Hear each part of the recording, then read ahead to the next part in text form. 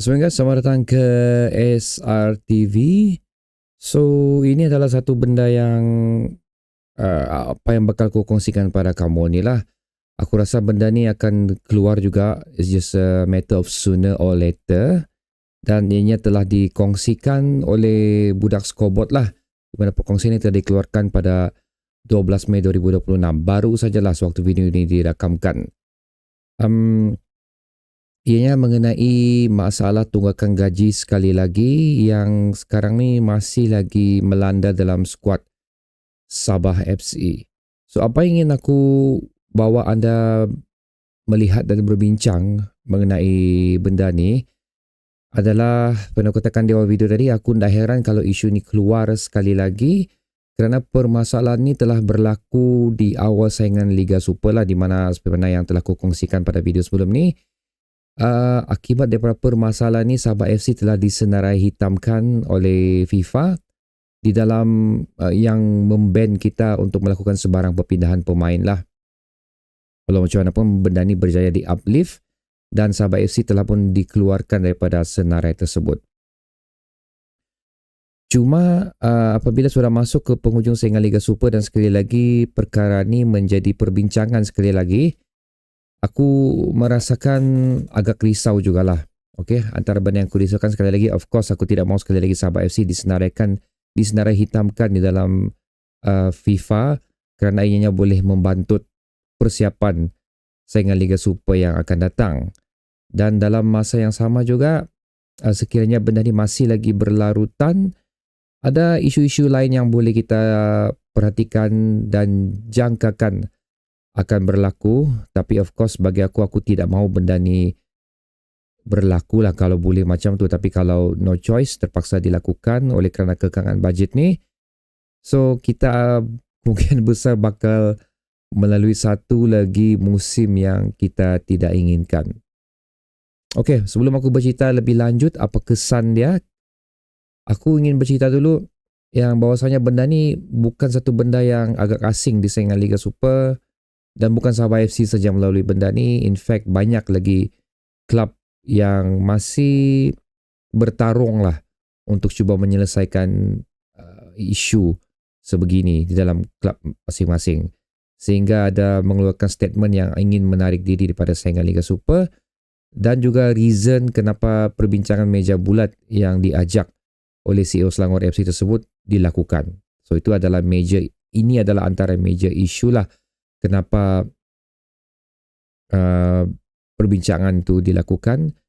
Dan sekali lagi ianya tetap dan akan terus melanda lah Sabah FC dan juga mana-mana klub. So kalau anda yang terus jump into conclusion yang masalah management apa semua, aku ingin katakan di sini, aku berpendapat dan mengikut pemerhatian aku di sepanjang saingan Liga Super ni untuk Sabah FC, aku merasakan benda ni bukanlah hasil yang telah diberikan oleh manajemen baru Sabah FC, kerana ini adalah benda yang telah diwarisi oleh manajemen Sabah FC daripada manajemen sebelum ni, yang membuatkan ianya menjadi beban yang terpaksa mereka tanggung lah. Dan hopefully mereka mempunyai cara dan jalan penyelesaian untuk bilang orang mungkin mengurangkan atau mungkin menidakkan terus masalah ni.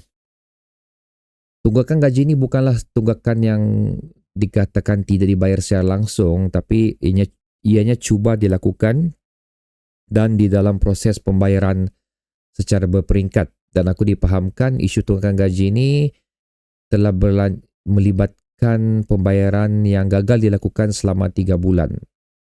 So awal saingan Liga Super, sekarang kita baru bulan 5. Wow, so boleh katakan masih fresh jugalah apa yang dialami. Tapi cuma positif side-nya di sini adalah ada dikatakan yang benda ni diusahakan dan telah dibayar secara ansuran, atau berapa banyak ansuran semua dikatakan. Dan adakah ianya sebenarnya memberi efek tentang prestasi Sabah FC sebenarnya? Actually, maksud aku tu pemain kita ni mampu untuk melakukan sesuatu. Ini telah dibuktikan apabila sekali lagi kita berjaya menempah 2 kali tiket ke final, dan satu final tu telah kita menangi. Dan berdasarkan juga 2 persembahan terakhir Sabah FC sekarang ni, macam Okey, pada mulanya adakah yang memberi impak dengan persembahan kita dan bukan sebenarnya masalah skuad kita tidak kuat, tapi morality pemain kita ni telah ditekanlah akibat daripada permasalahan tersebut. Dan kemungkinan besar tunggakan gaji tersebut telah dijalankan dengan sebaik-baiknya dan mereka kembali fokuslah tentang persembahan Sabah FC, kerana aku boleh katakan sekali lagi kita memiliki satu rekod yang cukup bagus lah sebenarnya di penghujung saingan Liga Super ni, di mana 5 perlawanan kita baru mencatat satu kekalahan. Kalau aku tak silap. Macam itulah. So, benda yang aku risaukan sekali lagi, yang suntukan utama tadi adalah FIFA, banning FIFA, dan seterusnya adalah bagaimana keminatan untuk pemain-pemain yang berada sekarang ni untuk meneruskan karier mereka bersama Sabah FC. Kerana kalau benda ni begitu serius, of course, lebih baik, ini aku rasa fikiran mereka lah, ada lebih baik untuk mereka merubah angin, beralih kepada klub yang lebih konsisten di saingan Liga Super ni. Ataupun di luar saingan bola sepak tempatan kita lah, seperti mana dilakukan oleh beberapa pemain lain. Kerana ianya lebih menjanjikan masa depan yang cukup bagus. Agak awal sebenarnya, aku sebenarnya tak mahu sentuh benda ni pasal aku lebih ingin menumpukan tentang perlawanan terakhir Mata Terengganu nanti, kerana of course aku tidak mahu menjatuhkan sokongan ataupun moral kita untuk menyokong klub kesayangan ni, tapi tujuannya adalah untuk kita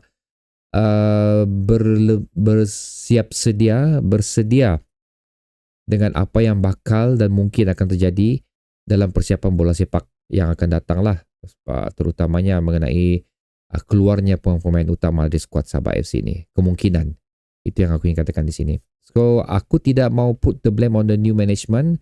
Seperti yang aku katakan tadi, this is benda yang mereka warisi daripada management sebelum ni. Tapi the way I look at it, aku yakin mereka berusaha untuk melakukan sesuatu, dan why not kita beri kepercayaan tersebut kepada mereka lah without putting any blame on them tentang apa yang berlaku sekarang ni. Kerana sekali lagi aku katakan, benda ni bukanlah mereka yang cipta, mereka yang mulakan, tapi ini adalah, maksud aku management baru tapi ini adalah benda yang mereka warisi. So sebenarnya dikatakan oleh perkongsian daripada budak scoreboard tu, beliau sendiri menyatakan kerisauan beliau itu kehilangan pemain utama seperti mana yang telah kita lalui, seperti pemergian Stuart Wilkin, Daniel Ting, Aidin Muyajic, Ahmad Ketara lah, telah memberi impact to skuad Sabah FC. So kalau betul benda ni menjadi isu, so aku dah heran lah kenapa 3 pemain itu meninggalkan Sabah FC. Satu lagi of course yang dikatakan oleh budak scoreboard sini adalah isu larangan pemain daripada FIFA, dan yang paling penting di sini adalah moral pemain. Dikenakan lagi dengan pemergian Khairul Fahmi Cik Mat yang akan mengakhiri karier bola sepak beliau bersama Sabah FC, dan juga entirely, maksudnya dia akan retire lah daripada bola sepak ni, akan memberi kesan yang lebih mendalam dan besar lah untuk skuad kesayangan kita ni. So now we are hoping mungkin ada gentleman agreement di antara kesemua pemain yang membolehkan mereka masih berminat untuk kekal bersama Sabah FC pada musim yang akan datang. Ataupun again, no choice, demi kelangsungan klub ni terpaksa melepaskan nama-nama besar bagi menstabilkan kewangan klub bola sepak Sabah FC ni.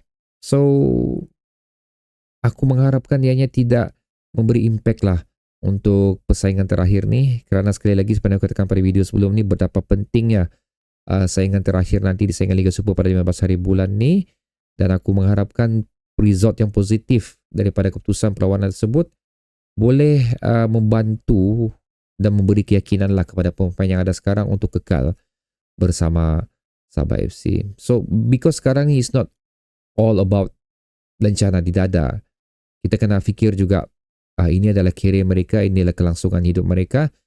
Seperti mana kita pun kalau sentuh pasal gaji, kita mau kestabilan lah dalam gaji ni untuk menjamin masa hadapan.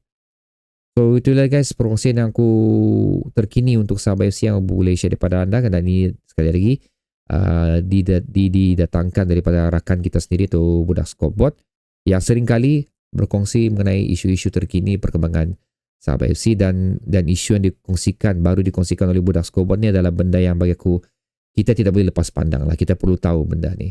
At least sekali lagi kita bersedia dari segi mental dan moral, dan maybe there's something for us we can do to help our club agarnya terus kekal dan boleh mendapat pemain-pemain yang berkualiti yang sebagaimana kita harapkan. So, okay guys, letakkan pendapat anda dalam komentar di bawah mengenai isu ni.